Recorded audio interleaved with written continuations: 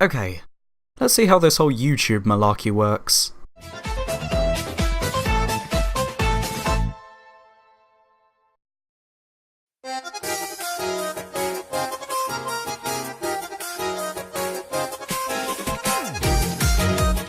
After what has to be months, if not about a year of mulling over whether or not I should be a content creator on YouTube, I've finally taken the plunge. After all, I'm an original soul, and this is my own concept of creation.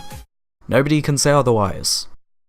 Nobody. In terms of a game to play, I've thought of something along the lines of a PS1 game. Now, I didn't actually grow up with this console, so to speak, but I did play a handful of PS1 games in the post-fetus stage of my life before all of our games got given away. So we had the Crash trilogy. And the other upside is the PS1, for the most part, is pretty cheap to collect for. So without further ado, let us take a look at Incredible Crisis.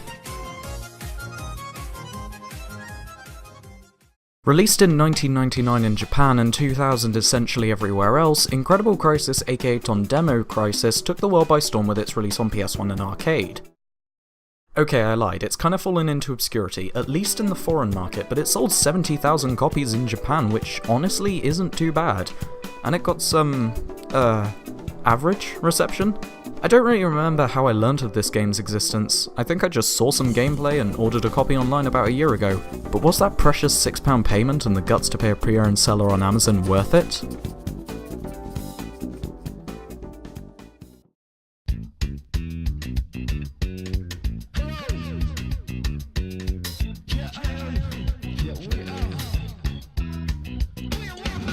From this intro alone, I was pretty much sold on the game and its right to exist. Zany events, crisp clear visuals, and an absolutely catchy main theme. Composed by the Tokyo Ska Paradise Orchestra, you can summarise what happens in this game by the main theme alone. That summary being, I have no idea what's going on, but I'm gonna enjoy myself anyway.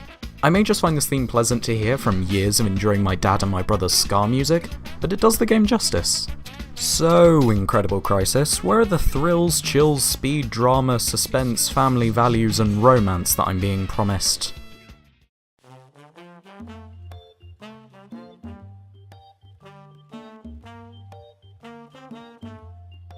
Well, certainly not here, that's for sure. So what we see here is a dog with 4 bowls of, consumables that we can navigate through and make a selection with.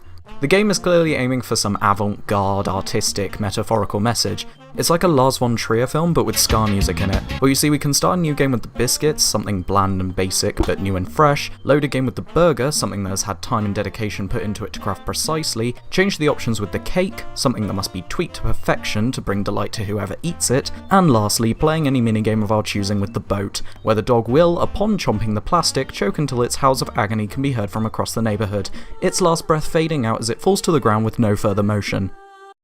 Yeah. Something like that. So upon starting the game and not brutally murdering an innocent dog, we're shown a cutscene of the moon, and after some dramatic shots there appears to be a UFO heading straight for Earth. Puzzling. But forget all that, we got a working class Japanese family to focus on. In terms of story, it's the grandmother Hatsu's birthday today and everyone has forgotten. I like to think she's been around for so long they've forgotten she's even alive. I mean, she is 80, so because of this event, the other 4 family members, Taneo, Etsuko, Tsuyoshi and Rurika, are all being requested to return home early for birthday celebrations. I wish I could do that. I'm certain if I skipped school during my birthday I'd be thrown into the dungeon for a week. Of course, that's my reason for living, she said as she realised she was a burden to her grandchildren. To summarise Incredible Crisis' gameplay, it's a minigame collection that's based around using simple controls to aid a family member in some form of unexplained dangerous event. If I had to compare it to any other game, it'd have to be the WarioWare series with its short and sweet gameplay but without the flow of WarioWare's microgames. You can follow the stories of each of the 4 members that end up overlapping at later areas. In between each cutscene is a minigame, and after a group of minigames you finish a chapter, this endpoint acting as a safe zone to earn extra lives and save your game. You know, the burger? Not the boat though. We've spoken about what happens with the boat. While it may not seem like a factor you would bring up in this silly little Japanese arcade game, the issue with the game is its pacing. Cast your mind back to a matter of seconds ago where I compared this game to WarioWare. Now what's the formula of WarioWare? Do the thing, then do another thing immediately afterwards, followed by a dozen more until it's all you eat, sleep and bathe in. Incredible Crisis has the same gameplay formula, but it's the structure in between that acts as its downfall, as a cutscene is added after every minigame in order to give some context, as well as needing to read through the instructions of each minigame before playing. Now I have nothing against these non-interactive elements, adding some context and explanation to the player will definitely leave them less in the dark in terms of what they're doing, and this context kind of increases the hilarity behind the minigames, but the minigames just don't have the meat to follow this structure in an entertaining fashion. This pacing issue is further expanded by the curious difficulty spike the game offers. The controls feel delayed in areas, making the simplest of tasks ripe for screwing up and throwing into the sun, and once you're out of health, you need to start the minigame over again, and furthermore if you run out of lives, you need to go back to an old save which is at the beginning of a chapter, and can set you a few minigames back. Failure in a game is supposed to encourage you to succeed, and here I just felt held up as if I'm wasting my time. So unless you can conquer that one level, the game can get stale really fast, again due to the fact the levels aren't as dynamic or replayable enough to follow this structure of gameplay. The one key thing to note here is that my thoughts on the gameplay could be seen as over-analysis or nitpicking, so instead of discussing my final words during the aftermath, was I enjoying the game in the moment, as I was playing it? Yes, as a matter of fact.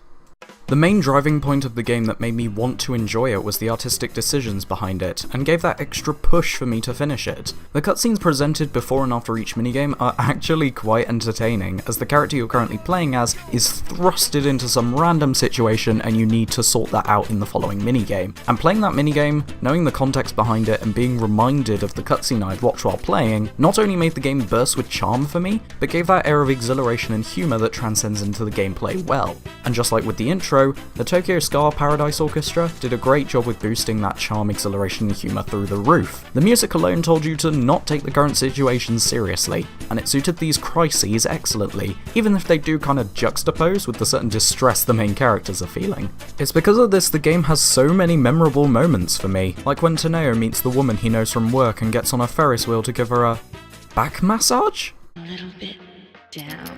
Oh, just a tiny bit. There.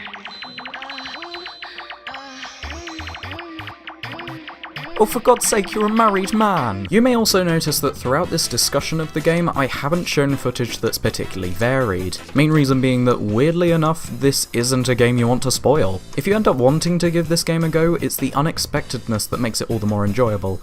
It's like when people say they play an action-adventure game but skip all the cutscenes. I mean, sure you could get to the meat of the game if you want to, but it's the act of every single factor interlocking and combining that makes it that little bit more enjoyable. As a final verdict, I commend Incredible Crisis for its crisp and distinct visuals, catchy soundtrack and overall absurdness, but in terms of the cons, the gameplay is very on-off, with little replay value and a frustrating difficulty spike. There were some areas that could have done with some refining, but in its final state, it's a fairly okay game to play in bursts, especially if you're looking for some cheap PS1 games to fill the shelf with. My key point in recommending Incredible Crisis is you can tell if you'll like it from the footage you see here. If from its visuals and absurdness alone you think it'll appeal to you, there's an almost certainty you'll enjoy yourself, but if you think it looks clunky, simple, or generally too weird, staying away from it is a good idea.